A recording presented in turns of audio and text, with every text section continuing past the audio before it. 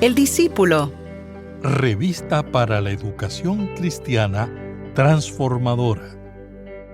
Un principio fundamental para la unidad y la salud de una congregación, familia, organización o comunidad es evitar conflictos internos que debiliten la fortaleza que se necesita para enfrentar los desafíos externos. Jesús nos enseñó que una casa dividida no puede prevalecer. Por lo tanto, no es solamente de carácter práctico, sino también un principio espiritual necesario para la salud integral. En la clase de hoy veremos cómo el apóstol Pedro se dirigió a los cristianos de Asia Menor, dejándoles saber que era necesario ejercitar todos los recursos de la fe en Jesucristo para mantener la coherencia y la esperanza al interior de la comunidad de fe. Mi nombre es el reverendo Luis Felipe Ramos Román, pastor asistente en Evangelización y Educación Cristiana, y te invito a que juntos participemos de esta experiencia educativa. El discípulo. El discípulo. Una revista para la educación cristiana transformadora. Mis queridos hermanos y hermanas, que el Señor les bendiga en este día. Qué bueno compartir con ustedes la palabra del Señor. Y en el día de hoy estaremos trabajando nuestra lección número 3, defender nuestra fe. Y estaremos utilizando como base el libro de Primera de Pedro, capítulo 3, los versículos del 8 al 17. Y el texto áureo para este día es Primera de Pedro, capítulo 3, versículo 17, y lee de la siguiente manera. Mejor es que padezcáis haciendo el bien, si la voluntad de Dios así lo quiere, que haciendo el mal. Y los objetivos para este día son 3, y quiero compartirlos con ustedes. El primero, identificar algunos de los desafíos externos que ponen a prueba la integridad de nuestra fe en Jesucristo y la cohesión de la comunidad de fe. Número 2, considerar la relación de actitudes y valores espirituales que el apóstol presentó a los creyentes como recurso para responder a las fuerzas antagónicas. Y número 3, reflexionar sobre la manera en que hemos de responder en circunstancias en las cuales haya exigencias de dar razón sobre nuestra fe. Y el vocabulario en este día está compasión, que es un sentimiento de identificación con alguien que experimenta dificultad o sufrimiento y que impulsa a tratar de remediar esa situación. Es también un rasgo de la espiritualidad de una persona. Y cuando hablamos de bienaventurado o bienaventurada, estamos hablando de alguien que experimenta un estado de felicidad, de gozo, y que en muchas ocasiones está relacionado con la experiencia de haber enfrentado con integridad algún desafío. Y desde la perspectiva bíblica se refiere a alguien que goza de la felicidad que Dios le ha concedido. Así que les invito en este momento a que puedan buscar sus Biblias en el libro de Primera de Pedro, capítulo 3, los versículos del 8 al 17, y estaré dando lectura a la versión impresa que se encuentra en nuestra revista El Discípulo. Así que les invito a que me acompañen en esta lectura. Y leemos la palabra en el nombre del Padre, del Hijo y del Espíritu Santo. Amén.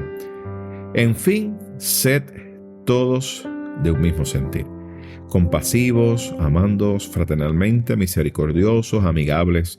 No devolváis mal por mal, ni maldición por maldición, sino por el contrario, bendiciendo, sabiendo que fuisteis llamados a heredar bendición. Porque el que quiere amar la vida y ver días buenos, refrene su lengua del mal y sus labios no hablen engaño. Apártense del mal y hagan el bien, busquen la paz y sígala. Porque los ojos del Señor están sobre los justos y sus oídos atentos a sus oraciones, pero el rostro del Señor está contra aquellos que hacen el mal. ¿Quién es aquel que os podrá hacer daño si vosotros seguís el bien? Pero también si alguna cosa padecéis por causa de la justicia, bienaventurados sois. Por tanto, no os amedrentéis por temor de ellos, ni os inquietéis. Al contrario, santificad a Dios el Señor en vuestros corazones y estad siempre preparado para presentar defensa con mansedumbre y reverencia ante todo el que os demande razón de la esperanza que hay en vosotros. Tened buena conciencia para que los que murmuran de vosotros como de malhechores sean avergonzados los que calumnian vuestra buena conducta en Cristo. Mejor es que padezcáis haciendo el bien, si la voluntad de Dios así lo quiere, que haciendo el mal. Y en el día de hoy, hermanos, nos gustaría tener una palabra de oración para que así el Señor nos acompañe a través de esta experiencia educativa. Señor, te alabamos y te bendecimos y te pedimos en este día que te glorifiques a través de esta experiencia. Bendice a cada hermano y hermana que nos escucha a través de estos medios y permite que esta palabra sea sembrada en nuestros corazones. Te pedimos todo esto en el nombre de tu Hijo amado Jesucristo. Amén, amén y amén. Bueno, mis queridos hermanos, continuando ese hilo conductor de esta unidad que tiene como título Fe o Incredulidad, vamos a seguir viendo aquellas situaciones o desafíos, ¿verdad?, que enfrentaron las primeras comunidades de creyentes en el inicio de este desarrollo de lo que llamamos la iglesia. Y la manera, ¿verdad?, en que fueron enfrentando los diferentes desafíos que ciertamente atentaban contra los fundamentos de la fe. Y esto es algo, mis amados hermanos, que es muy importante, ya que tiene mucha inherencia en este tiempo para nosotros, porque nos enseña y nos da un gran ejemplo de cómo debemos nosotros enfrentar los grandes desafíos para cuidar esos fundamentos de nuestra fe. Ciertamente, en el inicio de la iglesia, por decirlo así, ¿verdad?, esos primeros siglos, podemos decir que se invirtió mucho tiempo y mucho sacrificio. Lo vimos en las clases pasadas con el apóstol Pablo, de que tuvo, que invertir un tiempo grandísimo, mucha energía, mucho esfuerzo personal, ¿verdad?, para motivar a los creyentes y alentar a los creyentes, ¿verdad?, que no se apartaran de los fundamentos de la fe ante los diferentes desafíos que tenía la iglesia, de muchas personas levantándose con diferentes teologías que ciertamente en nada abonaban a esos fundamentos. Así que Pedro no fue la excepción, y por esto es que vemos esta carta de primera de Pedro. Y Pedro estaba escribiéndoles a una comunidad que se encontraba en Asia Menor. Son gentiles, así que ciertamente Pedro está trabajando con estas comunidades a través de esta carta, y una de las cosas que quería trabajar es este asunto, ¿verdad?, de la importancia de que se mantuvieran firmes en lo que eran los fundamentos de la fe. Y una de las cosas que Pedro trae, que es muy importante y lo vemos en esta lección, es que trabajaran de manera proactiva, ¿verdad?, en mantener esa unidad en el cuerpo. Porque la realidad es que empezaron a ver que todas esas corrientes e ideologías estaban atentando a la interioridad de la iglesia, o sea, los fundamentos, y eso estaba provocando divisiones, eso estaba provocando situaciones internas y hacía que la iglesia se debilitara. Y cuando llegaban otros desafíos, la iglesia no estaba preparada porque estaba dividida. Y como hablamos al inicio de la introducción que presentamos, Jesús nos dice que una casa dividida no puede prevalecer. Y Pedro plantea que hay unos valores espirituales que son centrales, que van a ayudar a la iglesia a mantenerse firme en medio de desafíos.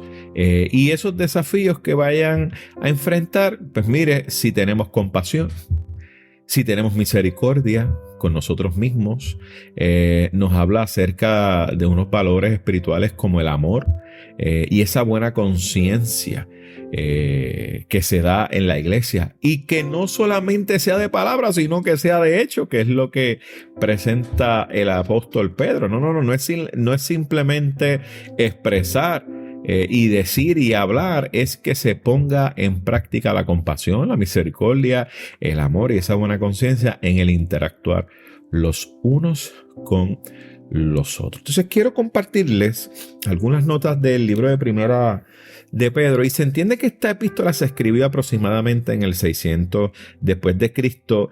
Muchos de los teólogos concuerdan que esta carta definitivamente fue escrita por el apóstol Pedro. Bien pocos teólogos afirman lo contrario. Y obviamente, una de las cosas que se plantea en esta carta es que había una cierta persecución, podemos decir, ¿verdad? En contra de la iglesia. Y en cierta manera había una marginación social que se da producto de esa nueva realidad de vida, ¿verdad?, que tienen ellos como creyentes en Jesucristo. O sea, el que ellos se convirtieran al evangelio, su estilo de vida cambia, porque están manifestando lo que es el amor, la misericordia, la compasión. Y eso chocaba culturalmente con lo que estaba sucediendo en aquel tiempo. Por eso es que planteamos en muchas ocasiones que el evangelio va contra cultura, porque los valores de la sociedad no necesariamente son los mismos los valores que representa el reino de los cielos. Y por eso es que Pedro quiere compartir esto a las iglesias de Asia Menor para fortalecerlos en el proceso y darles algunas herramientas. Pero hablemos algunas cosas, ¿verdad?, de esta epístola. Ciertamente esta epístola, si vamos a esos primeros tiempos, ¿verdad?, de la iglesia, circuló mucho, ¿verdad? Se dio mucha circulación de las cartas de Pedro entre las diferentes iglesias. Sin embargo, este escrito, cuando llegó el tiempo de la Reforma Protestante, fue marginada no porque no fuera entendida como importante, sino porque en el tiempo de la Reforma con Martín Lutero se le dio más importancia a las cartas de Pablo, y por eso es que usted ve que Martín Lutero habla acerca del libro de los Romanos, y de ahí es que saca esas tesis que presenta en Gutenberg. Ahora, no podemos olvidar que esta epístola de Primera de Pedro es una epístola extraordinaria. Y fue una epístola que se usó en los primeros siglos de la iglesia por su contenido doctrinal y ciertamente porque tenía un aspecto práctico para la vida cristiana, especialmente en el tema del sufrimiento, que es lo que queremos tramitar. Por eso es que vamos a ver que esta epístola es muy mencionada por los padres de la iglesia y por aquellos primeros hombres y mujeres, ¿verdad?, que trabajaron. Para tener algunos ejemplos, miren, Ireneo, Tertuliano, Cipriano, Clemente, Orígenes, Eusebio, citan estas cartas en esos primeros, ¿verdad?, 3 siglos del desarrollo de la iglesia en medio del tiempo de sufrimiento. No olvidemos que los primeros 3 siglos fueron siglos difíciles para la iglesia, de mucha persecución y de mucho sufrimiento. Luego, después de Constantino, después del 3er siglo, es que las cosas comienzan a cambiar. Y esto es importante traerlo. Así que tiene un carácter importantísimo en el desarrollo de la iglesia, y por eso cuando la leemos en este momento, lo tenemos que hacer, miren, tomando eso en consideración, que tiene mucho que decirnos en este tiempo. Ahora, quiero trabajar 2 temas bien importantes que sean base para lo que queremos traer en este día. Y son los temas teológicos o la teología de esta epístola. Aunque nos presenta temas como el asunto de la salvación, ¿verdad?, que es solo a través de Cristo. También habla un poco de la escatología o el asunto, ¿verdad?, del fin de los tiempos y de la Trinidad. Quiero enfocarme en 2 áreas.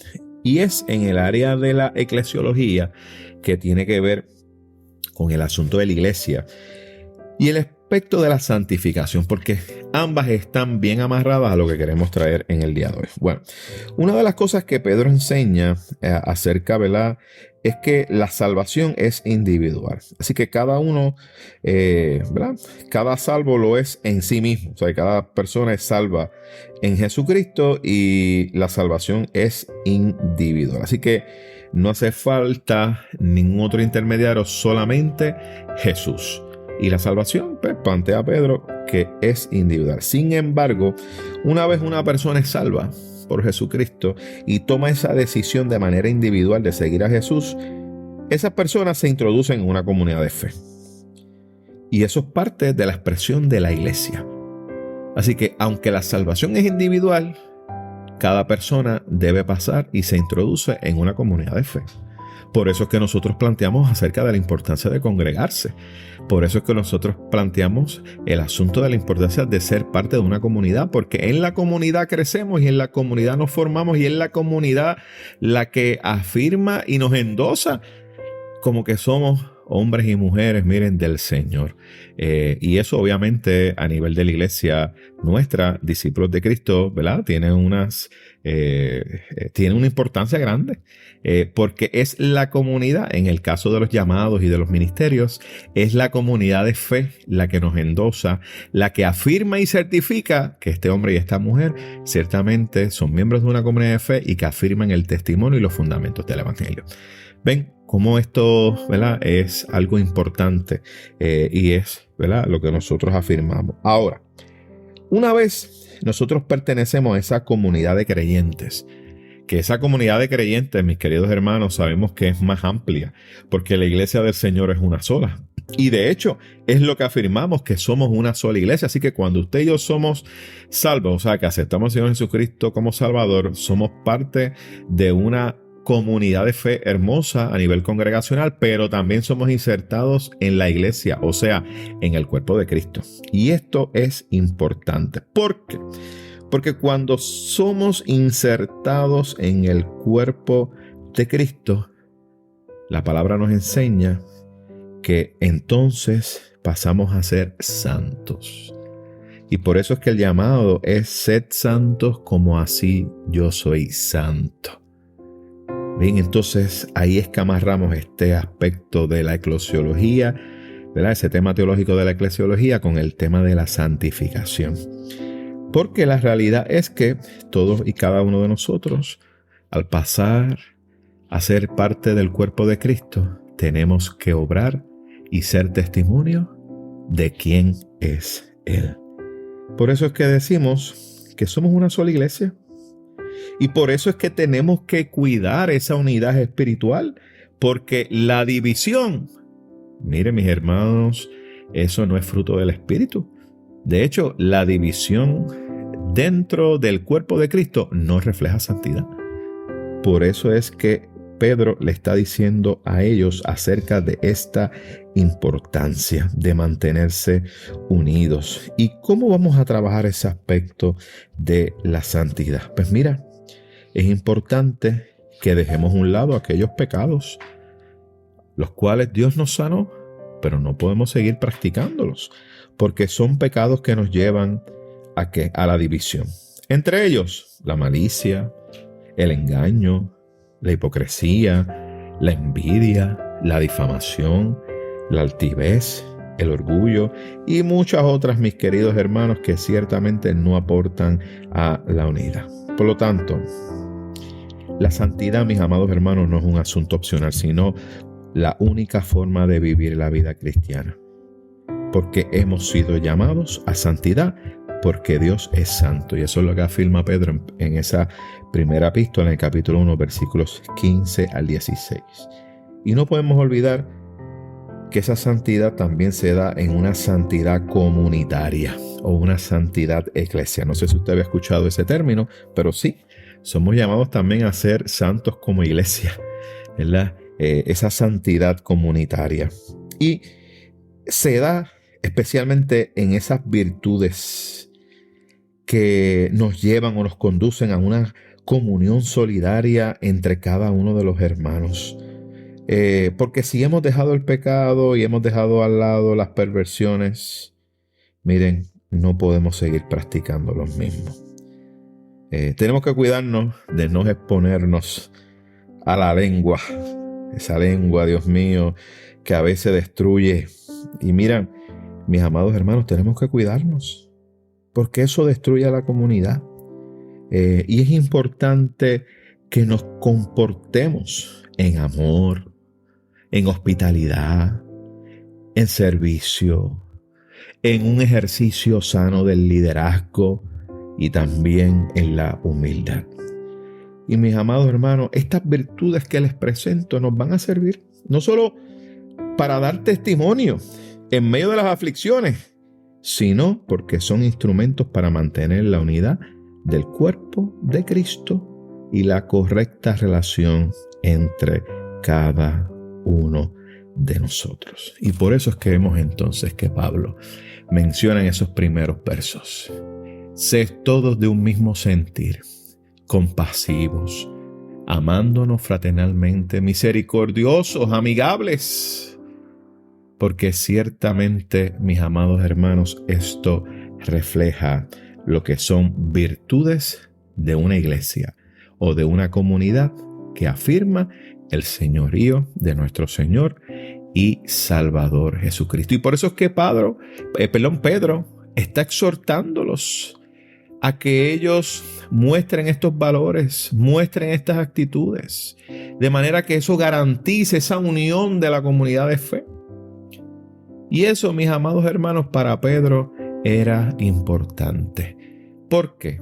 Porque aún en medio de la diversidad de pensamiento que pueda haber, porque no todo el mundo piensa igual, mis queridos hermanos, pero si nosotros nos amarramos a estas virtudes y estos valores o a estas actitudes, miren, mis hermanos, aunque tengamos diferencias de pensamientos, va a haber una uniformidad en el mensaje del Señor. Que haya una uniformidad en el trato. Que haya uniformidad en ese amor, en la hospitalidad, en el servicio. Donde todos practicaremos eso. Y eso es lo que hace que la iglesia se mantenga unida. Porque si no, se rompe desde adentro. Y ciertamente esa invitación que está haciendo Pedro, ¿verdad?, donde habla de la compasión, del amor fraternal, la misericordia y la amistad, lo hace, mira, desde un corazón que ha aprendido esto con la experiencia de la vida. Así que, mis queridos hermanos, hay una experiencia de este hombre, de este apóstol, y quiere compartirla. Este fue el mismo hombre que negó a Jesús y entendió que el amor que él le dio en ese momento cuando fue confrontado y le dijo: Pedro, ¿me amas? Él entendió que la invitación que le estaba haciendo el maestro era lo que iba a mantenerlo cercano a él. Ese amor. Y por eso es que vemos que la afirmación es que no paguemos mal por mal. No devuelvan mal por mal. Eso es contrario a lo que debe ser una iglesia o una congregación conforme al corazón de Cristo. Una iglesia santa no es una iglesia que devuelve mal por mal. No. Y por eso es la invitación que hace Pedro en medio de esto. Y también la realidad es que cuando habla acerca de el asunto, ¿verdad?, de la expectativa que tiene cada hombre y mujer que acepta al Señor, esa expectativa de una vida eterna. Por eso es que hablábamos quizá en términos de los tiempos escatológicos, más allá del fin de los tiempos, es cuando nosotros ya no estemos aquí. Pedro entonces lo trae de una manera y les deja saber que descansamos en la esperanza que de la misma manera que Jesús resucitó, así también nosotros resucitaremos juntamente con Él. Y eso, mis queridos hermanos, afirma, ¿verdad?, esos aspectos que debemos entonces nosotros practicar, aspectos prácticos, ¿verdad?, que ciertamente son medulares, ¿verdad?, para la paz y para la convivencia entre los hermanos y hermanas de la comunidad de fe. Entonces vemos que Pedro informa: ¿quién es aquel que os podrá hacer daño si vosotros seguís el bien? Entonces él dice: ¿quién nos va a poder hacer daño? ¿Quién va a poder enfrentarse a nosotros si estamos haciendo el bien y si seguimos haciendo el bien? Lo que está hablando, obviamente el contexto que está hablando es en la unidad de la iglesia. Si estamos haciendo el bien, o sea, si estamos cuidando la unidad de la iglesia, ¿quién desde afuera nos puede hacer daño? Nadie. Solamente nosotros desde adentro nos podemos hacer daño. Y por eso es que Pedro le habla a la iglesia y le dice: no. Busquen estas virtudes. Busquen estos aspectos importantes en el trato. El amor, la misericordia. Y por eso es que el apóstol apuesta a esto. Y les dice: si ustedes hacen esto, y mantienen la unidad, miren, nadie podrá hacerles frente, nadie les podrá hacer daño. Pero también les dice que si padecemos por causa de la justicia, somos bienaventurados. Así que plantea que no nos amedrentemos por temor de ellos, ni nos inquietemos. ¿Por qué? Porque somos bienaventurados. Y obviamente hay una clara referencia a ese capítulo 5 de Mateo que nos habla de las bienaventuranzas, específicamente en el Sermón del Monte. Y después más adelante usted lo lee con calma para que pueda casarlo con esto que estamos trabajando.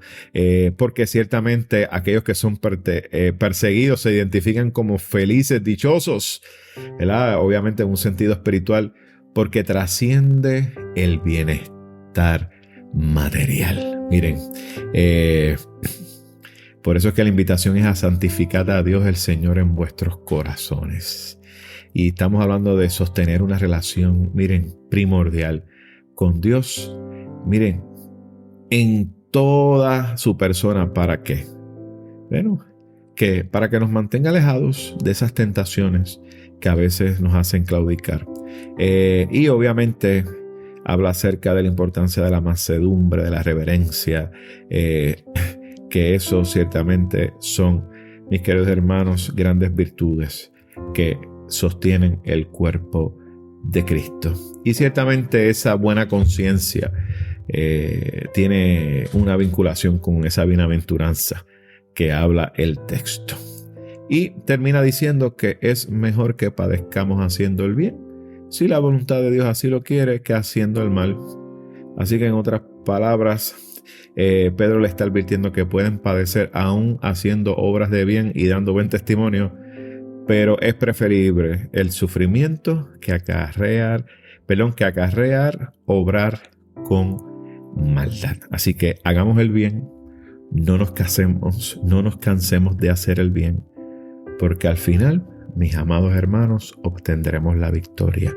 Y sí, ciertamente en el mundo tendremos aflicción, pero confiemos que el Señor ha vencido al mundo. Y como iglesia, mantengámonos siempre unidos, afirmando ciertamente los valores del Evangelio, que nos mantendrán unidos y nadie desde afuera nos podrá hacer frente. ¿Qué les parece si tenemos una palabra de oración? Señor y Dios nuestro, te pedimos, Señor, que fortalezca nuestra sensibilidad y nuestra voluntad para mantenernos en un mismo sentir como creyentes, ¿verdad? Frente a la infinidad de situaciones que desafían nuestra fe. Permite que los valores espirituales que hemos recibido de nuestra fe en Jesucristo operen como instrumentos para fortalecernos diariamente. De manera, Señor, oh Dios mío, que podamos vivir esa esperanza y la testifiquemos con nuestras obras, que hablemos de tu bondad. Pero de igual manera, Señor, que cada día nos ayude a afirmarnos cada más en nuestra fe. Te lo pedimos, Señor, en el nombre de Jesucristo. Y mis queridos hermanos, esperamos así poder compartir con ustedes la próxima semana. Que el Señor les bendiga y que el Señor les guarde.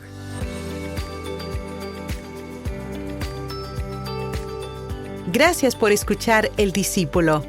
Revista para la Educación Cristiana Transformadora.